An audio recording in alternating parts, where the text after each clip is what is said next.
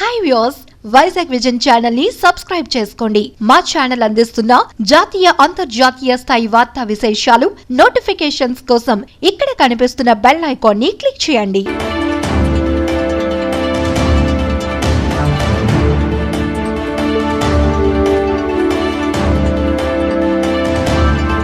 ఉత్తర అండమాన్ సముద్రంలో రానున్న 48 గంటల్లో అల్పపీడనం ఏర్పడనుంది. ఇది మరింత బలపడి తూర్పు మధ్య బంగాళాఖాతంలో ఈ నెల 5-6 తేదీల్లో వాయుగుండంగా మారే అవకాశం ఉందని వాతావరణ శాఖ అంచనా వేస్తోంది. ఉత్తర కోస్తా మధ్య కోస్తా ప్రాంతాలపై దీని ప్రభావం ఉంటుందని నిపుణులు పేర్కొంటున్నారు.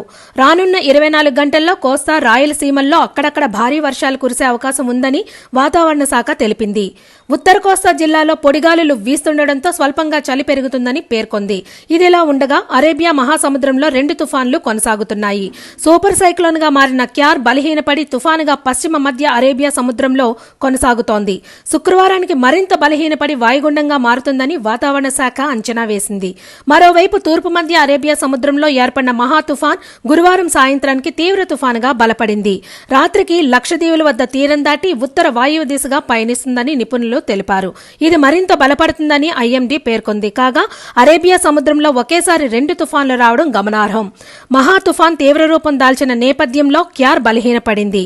మహా ప్రభావంతో లక్షద్వీప్, తమిళనాడు, పుదుచ్చేరిలో పలు ప్రాంతాల్లో అతి భారీ వర్షాలు పడే అవకాశం ఉందని ఐఎండీ పేర్కొంది.